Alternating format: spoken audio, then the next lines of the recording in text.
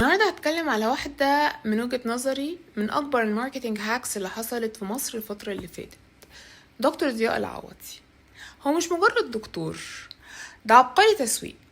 بصراحة كيس ستادي في الماركتينج سايكولوجي نقدر نتعلم منها ازاي قوة الإقناع وبناء هوية شخصية قوية ممكن تأثيرهم يبقى أقوى من المنطق والعلم. النهاردة هتكلم بصفتي كخبيرة تسويق لأكتر من 22 سنة، مش كمذيع. دكتور ضياء نجح في تسويق حاجة صعبة جدا، فكرة الاستغناء. زي ما بنسوق كده للاستغناء عن السجاير والمخدرات، هو نجح انه يسوق عن فكرة الاستغناء عن الدواء والعلاج. طب تعالوا نشرح شوية الماركتينج سايكولوجي اللي استخدمها دكتور ضياء. اول حاجة الايموشنال ناريتيف او التأثير السرد العاطفي. في التسويق الناس ما بتشتريش منتج، الناس بتشتري قصة واحساس. علم النفس هنا بيقول ان الانسان مش دايما بياخد قراراته مبنية على المنطق، ساعات بيصدق اللي هو حاسس انه صح مش اللي هو فعلا صح، وساعتها العاطفة هي اللي بتتفوق على المنطق، ودي مشكلة. زي مثلا الخوف من المرض، الامل اني اخف، الاحساس اني لسه اقدر اسيطر على جسمي وصحتي. كلها مشاعر قوية جدا بتخلي الثقة تتبني أسرع، لأنها بتدي الإنسان إحساس بالأمان والأمل في لحظات ضعف. تاني حاجة الأثوريتي illusion، وده تريجر قوي جدا في علم النفس التسويق. الفكرة ببساطة إن الناس بتميل تلقائيا إنها تثق في شخص شكله عنده خبرة، متخصص، بيتكلم بثقة، حتى لو المحتوى نفسه اللي بيقدمه ملوش أي دليل علمي قوي. وهنا بيحصل حاجة خطيرة جدا، الناس بتثق في الشخصية أكتر من المعلومة، فبالتالي ما بتفكرش تدور على صحة المعلومة. تعالوا بقى نحلل الخطة التسويقية الخطيرة. أول حاجة دكتور ضياء عمل استهداف لفئة واضحة جدا، ناس عندها أمراض مزمنة، زهقت من العلاج المستمر، تكلفة الدواء بالنسبة لها بقت عبء شهري، خصوصا بعد ارتفاع أسعار الأدوية. تاني جزء بقى نتكلم عن المنافسين، المنظومة الطبية نفسها وشركات الأدوية. تالت حاجة الماركت جاب أو الفجوة، عندنا نقص وعي في التغذية العلاجية، مفيش تواصل مبسط للناس عن ايه هي التغذية العلاجية والإكلينيكية، غياب آليات تنظيم واضحة لوصف الأدوية للمرضى أو للطب البديل، غياب رقابة على المحتوى الطبي على السوشيال ميديا. مش عايزين ننسى حاجة مهمة قوي، ان knowledge is power. طيب تالت حاجة هنتكلم عنها هي ال value proposition او القيمة المميزة اللي انا بقدمها. ايه الجديد اللي هقدمه للفئة بتاعتي؟ نظام غذائي بديل بيغني عن الدواء وغير مكلف.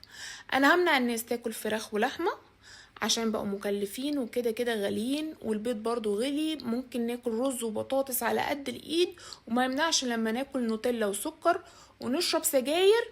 خلي الشباب يفرح ويبقى عندنا عنصر جذب. خطاب بسيط ومباشر جدا، الاكل هو العلاج والدواء مش ضروري. المسجنج استراتيجي، ايه طبيعة الفئة دي، بيتأثروا بايه، عشان نعرف نكلمهم ونخلق رسائل تسويقية قوية. الشعب بيحب نظرية المؤامرة والتشكيك، نستعمل معاهم رسائل تسويقية فيها تشكيك لجميع أنواع العلاج والمنظومة كلها. الناس دايما بتتأثر بالخطاب الديني وكلام ربنا، فهنستعمل رسائل نربط بيها نظام الطيبات بآيات قرآنية من غير ما يبقى عندنا أي تفسير ديني أو خلفية دينية قوية، فالناس تبتدي تصدق. نبرة التواصل أو التون اوف فويس، ثقة، بادي لانجوج قوية جدا، صوت عالي وصارم يملي عليك الفعل، استخدام مصطلحات علمية طبعا وآيات قرآنية.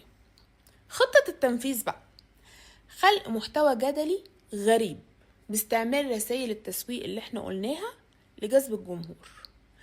الماركتينج تشانلز أو وسائل الانتشار اللي استعملها، طبعا أسهل وأسرع وأرخص حاجة السوشيال ميديا، بودكاستس، برامج إعلامية اللي بتحب تعرض الترندز والمواضيع الجدلية. خطة قوية جدا في منتهى الذكاء، وكمان ليها KPIs مؤشرات نجاح نقدر نقيسها. دكتور ضياء قدر يحقق انتشار قوي جدا في مجال مش بتاعه. تاني حاجة، قدر يخلق براند ايكويتي، قيمة ذهنية وسوقية ليه ولنظامه، اللي بتترجم طبعا لفلوس عن طريق استشارة طبية ب3000 جنيه للحصول على نظام غذائي، يعني أغلى من استشارة دكتور القلب. تاني حاجة community building، أو تالت حاجة community building، بناء مجتمع مؤيد له بشكل قوي جدا، مخلص لمفاهيمه ونظامه والدفاع عنه ضد أي نقد طبي متخصص. نرجع تاني للفجوات. وانا بدور في الموضوع كنت عايزة اعمل حلقة متكاملة عنه. اكتشفت ان احنا عندنا مؤسسات متخصصة زي المعهد القومي للتغذية التابع لوزارة الصحة. المعهد ده تم انشاؤه سنة 1955، وبصراحة انا كنت اول مرة اسمع عنه، وبيتهيألي ان في ناس كتير ما تعرفش حاجة عنه. المعهد ده شريك متعاون رسميا لمنظمة الصحة العالمية. المعهد فيه خدمات علاجية وعيادات متخصصة لسوء التغذية، استشاريين متخصصين في التغذية العلاجية، التغذية الإكلينيكية اللي هي بتوصف أكل معين لكل مرض، تغذية الأطفال، علوم أطعمة، صحة الطعام. جهة محترمة جدا وكريديبل جدا. انتوا فين يا جماعة؟ فين حملات التسويق؟ ليه ما بنطلعش نصلح المفاهيم الغلط؟ المؤسسات دي محتاجة دعم يا جماعة، نطلع نرد على الناس وكم التناقضات اللي بيحصل. وزارة الصحة أرجوكم محتاجين بيان رسمي تصحيحي للناس لنهاية هذا الجدل. طيب نرجع بقى لدكتور ضياء. دكتور ضياء فجأة سافر الإمارات، مش هنقول هرب، في زيارة زي ما أعلن بعد ما تم إقالته من جامعة طب عين شمس وقرار شطبه من النقابة ووقفه عن ممارسة المهنة كطبيب وإغلاق وتشميع عيادته. وده حصل بعد كمية البلاغات والشكاوي للنقابة بوجود حالات وفيات وحالات متضررة صحيا من نظام الطيبات وتوصيته للمرضى بإيقاف الأدوية اللي كانوا بياخدوها لأمراض مزمنة زي السكر والمناعة والقلب وحالات تانية كتير. وهو في الإمارات قام بنشر فيديوهات غريبة. وتاني نرجع لنظرية المؤامرة وإثارة الجدل، منها فيديو لدكتور زياد اللي قال فيه انه هينزله خندق، والفيديو اللي قال فيه اعرفوا اني لو اختفيت اني اتقتلت. بعد ايام طلع خبر وفاة دكتور ضياء، الله يرحمه ان كان مات. بعد خبر وفاة دكتور ضياء تحول لأكبر ترند على السوشيال ميديا وجميع وسائل الإعلام هو ونظام الطيبات. واللي كان ما يعرفوش زي كده مثلا عرفوا، واللي كان عمره ما سمع عن نظام الطيبات قرر يجربه، يعني بقى أشهر بعد وفاته عن ما كان في حياته.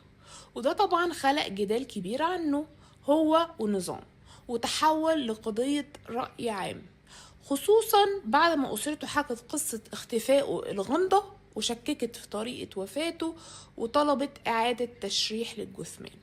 وتحول دكتور ضياء من شخص عليه بلاغات وأكيد كان مطلوب للتحقيق لمجني عليه وبطل أمام المجتمع اللي عاوز يجيب حقه.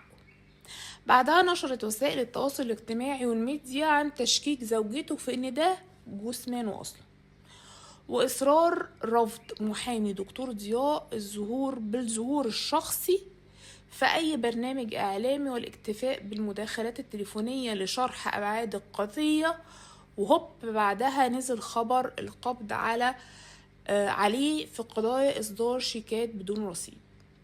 السؤال اللي عايز أسأله بعد الفيديو الطويل أوي ده، هل دكتور ضياء توفى الله يرحمه، ولا هل دكتور ضياء مازال على قيد الحياة؟